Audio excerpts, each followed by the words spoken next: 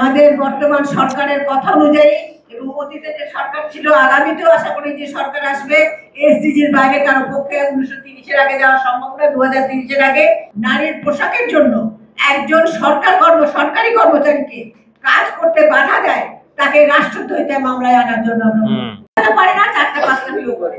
কাজে এই যে আজকে নারী সমাজ যে সমাজের সকল প্রতিকূলতা বাধা এগিয়ে যেতে তৈরি, তারা আজকে এই যে নারী কমিশনের সংস্কারের বিরুদ্ধে যে সমস্ত কথা আসছে, কে তাকে ছুঁড়ে ফেলে দেয় ভবিষ্যতে সেটা আমরা দেখব। নারী সমাজের যে দাবি, সেই দাবি অবশ্যই বাস্তবায়িত হবে যদি বাংলাদেশ আমাদের বর্তমান সরকারের কথা অনুযায়ী এবং অতীতে যে সরকার ছিল, আগামীতেও আশা করি যে সরকার আসবে, এসডিজির বাইরে কারো পক্ষে 1930-এর আগে যাওয়া সম্ভব না। 2030-এর আগে এসডিজির বাইরে কোনো রাষ্ট্রের যাওয়া সম্ভব না। এসডিজির 5 নম্বর গোলকে যদি তারা অনুমোদন করে, তাহলে তাদেরকে নারীর ক্ষমতা এটা প্রতিষ্ঠিত করতে হবে, নারীর সমতা প্রতিষ্ঠিত করতে হবে, নারীর অগ্রগতির জন্য যত রকম পদক্ষেপ হচ্ছে সেগুলো নিতে হবে। এবং সেখানে যদি কেউ নারীর পোশাকের জন্য একজন সরকারি কর্মচারীকে কাজ করতে বাধা দেয়, তাকে রাষ্ট্রদ্রোহিতায় মামলায় আনার জন্য আমরা দাবি জানাবো, তাকে রাষ্ট্রদ্রোহিতায় মামলায় আনা হোক। একজন ইউএনএ কি করে সাহস হয় একজন সাধারণ পাবলিকের, সাধারণ মানুষের, বা যত সাধারণ মানুষ না কোনো ক্ষমতাধর ব্যক্তিরও এই সাহস থাকা উচিত না যে একজন ইউএনএকে তার পোশাকের জন্য তার চেয়ারে বসতে দেবে না। এটা তাদের রাষ্ট্রদ্রোহিতার সামিল।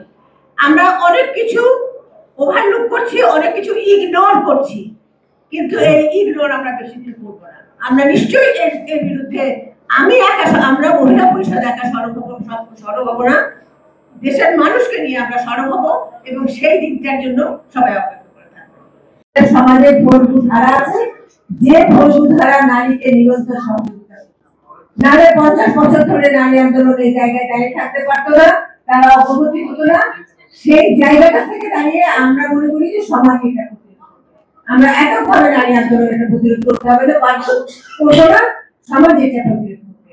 এবং তার সাথে আরেকটা কথা আমি বলতে চাই সকলের অবগতির জন্য, যে আজকের নারী সমাজ কিন্তু 25 বছর 50 বছর আগের নারী সমাজ না।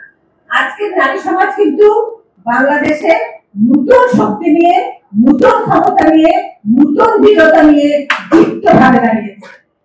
এটা নারীর একটা অংশীদারিত্ব এবং সামাজিক যে নারী পুরুষের সম্পর্ক, ক্ষমতার সম্পর্ক, নারী পুরুষের যে আন্তঃসম্পর্ক, নারী পুরুষের যে ক্ষমতার সম্পর্ক, এটা উন্নয়নের ক্ষেত্রে সম্পত্তিতে সমান অধিকার একটা গুরুত্বপূর্ণ।